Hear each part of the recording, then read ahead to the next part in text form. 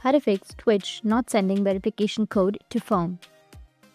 So if you want to fix Twitch not sending verification code to your phone, then what you need to do is you have to create your account first. Once you create your account, you need to open up Twitch and then log into your account. After logging in, go with your profile, which will be on the bottom, and then go with the top left, which has that settings option. Now, once you're on your settings, you can go to My Account and then Security and Privacy. Under Security and Privacy, you will have Phone. Add the phone number. So tap on Phone Number. So the best way to resolve this problem is to add your phone number first. Once you add your phone number, you can receive that code to your account.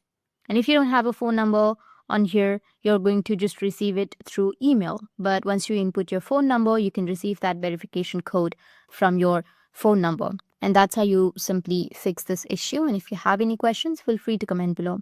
Thanks for watching.